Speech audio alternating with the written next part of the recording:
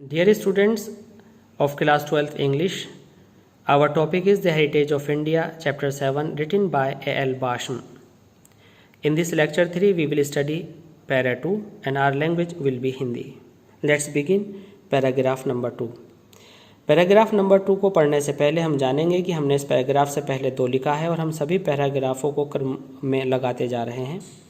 और इस पैराग्राफ को हमने टाइटल दिया है the epitome of Hindu culture. इसका मतलब बनता है कि भारतीय संस्कृति का प्रतीक।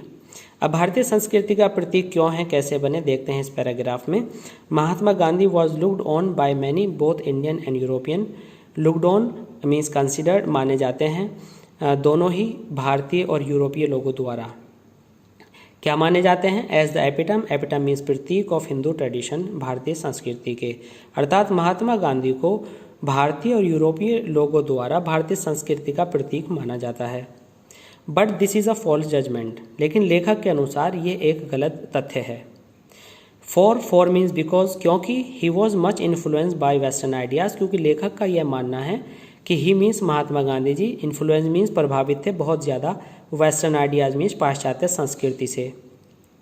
कहने का मतलब यह है कि गांधी जी पाश्चात्य संस्कृति से बहुत ज़्यादा प्रभावित थे, इसलिए उनको हम भारतीय संस्कृति का प्रतीक नहीं कह सकते। Gandhi ji believed in fundamentals of ancient culture. हालांकि गांधी जी भारतीय कल्चर के, भारतीय संस्कृति के बेसिक और आधारभूत सिद्धांतों में विश्वास करते थे। But his passionate of the underdog, लेकिन अगर हम उनका तीव्र प्रेम देखें शोषण किए जाने वाले लोगों के प्रति, यानी जिनका शोषण किया जाता था, जिनको छोटी कास्ट का माना जाता था, और उनकी जो एंटीपैथी टू कास्ट, कास्ट में जातिवाद के लिए एंटीपैथी, जो उनकी नफरत थी, जो जातिवाद के लिए देखी जाती थी। दो not unprecedented in India, ancient India. Ancient means पुराना, इंडिया भारत, जो कि एंशेंट इंडिया के अंदर कभी नहीं देखा गया। इट मीन्स गांधी जी का जो प्रेम था दलित लोगों के लिए, उन लोगों के लिए जिनका शोषण होता था, और गांधी जी की जो नफरत थी जातिवाद के लिए, हालांकि ये कभी प्राचीन भारत में नहीं देखी गई।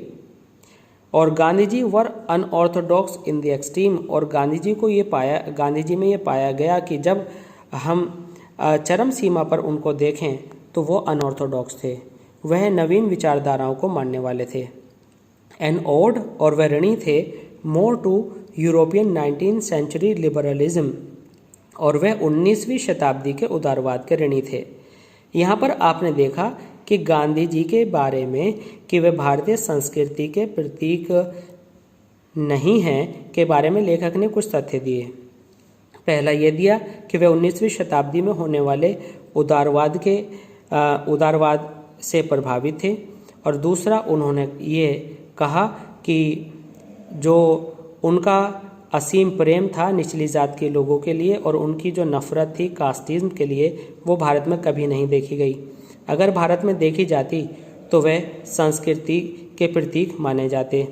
उनका जो फेथ नॉन वायलेंस में था was as we seen by no means typical of Hinduism, वह किसी हिंदुत्व के नियम की वजह से नहीं था। अर्थात गांधी जी की जो अहिंसा थी वह किसी हिंदुत्व का परिणाम नहीं था, बल्कि वह 19th सेंचुरी लिबरलिज्म का कारण था। जबकि his predecessor in revolt the able Maratha Brahmin BG Tilak and Gandhi ji's impatient lieutenant Subhas Chandra Bose were far more orthodox in this respect. जबकि गांधी जी से पहले इस समाज सुधार के कार्य में आने वाले बीजी तिलक और लेफ्टिनेंट सुभाष चंद्र बोस को अगर देखा जाए तो वे कहीं अधिक इस मामले में रूढ़िवादी थे। फॉर गांधीज